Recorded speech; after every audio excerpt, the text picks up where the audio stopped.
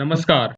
Corona संकट के बीच किसी भी समय विश्व युद्ध का अलार्म बज सकता है, क्योंकि दुनिया में 4 जगहों पर पड़ोसी देशों के बीच आपस में संघर्ष चल रहा है। सबसे बड़ा जंग का मैदान तो रूस के करीब बना हुआ है, जहां आर्मेनिया और अजरबैजान जमीन के लिए एक दूसरे के खून के प्यासे हो चुके हैं। दोनों देशों के बीच मिसाइल, तोप, टैंक से युद्ध हो रहा है।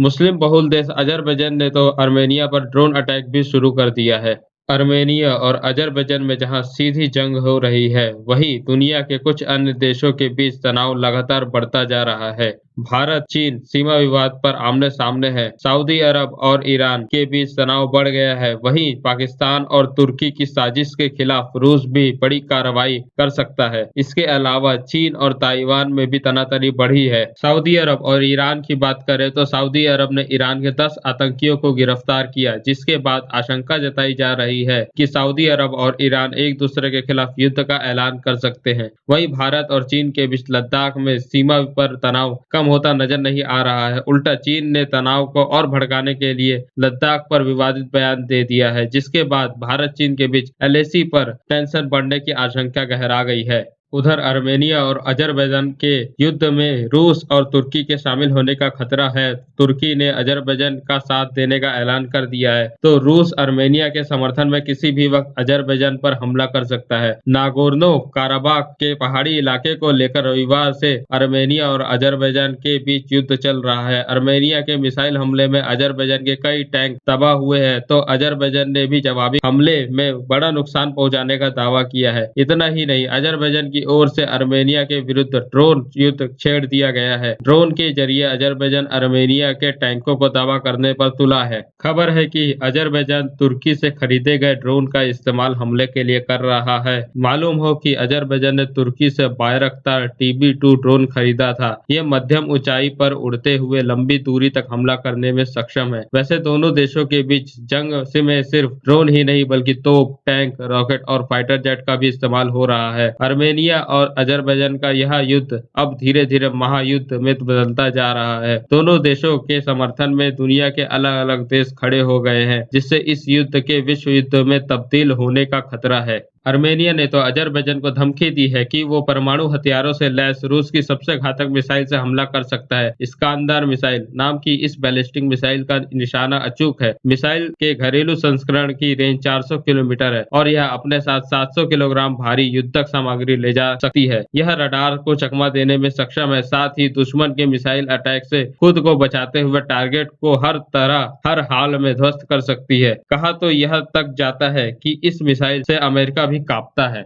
वैसे आर्मेनिया का आरोप है कि तुर्की के लड़ाकू विमान उसके हवाई क्षेत्र का उल्लंघन कर रहे हैं। उसका कहना है कि तुर्की के F-16 फाइटर जेट ने उसके सुखोई 25 लड़ाकू विमान को निशाना बनाया है। हालांकि तुर्की और अजरबैजान ने इन आरोपों का खंडन किया है। यह भी दावा किया जा रहा है कि तुर्की और पाकिस्तान अपने आतंकी अजरबैजान की तरफ से लड़ने के लिए नागोर्नो काराबाख भेज रहे हैं। ये आतंकवादी गृह युद्ध से प्रभावित सीरिया और लीबिया से नागोर्नो काराबाख भेजे जा रहे हैं। कुछ आतंकवादी 22 सितंबर और उसके बाद तुर्की के रास्ते अजरबैजान की राजधानी बाकू पहुंचे थे। भारी हथियारों से लैस इन आतंकवादियों की तादाद करीब 1000 है। सभी अल हमजा ब्रिगेड के आतंकवादी बताए जा रहे हैं। तुर्की के साथ पाकिस्तान की ISI भी इस साजिश में शामिल है। खबरों के मुताबिक तुर्की इन आतंकवादियों को 1500 से $2000 बतौर सैलरी भुगतान भी कर रहा है। तुर्की और पाकिस्तान को इस साजिश की बड़ी कीमत चुकानी पड़ सकती है, क्योंकि आर्मेनिया के साथ रूस की सैन्य संधि है। ऐसे में आर्मेनिया की धरती पर यदि कोई हमला होता है, तो रूस उसे अपने ऊपर किया गया हमला मानेगा और तुर्की और पाकिस्तान को करारा जवाब दे सकता है।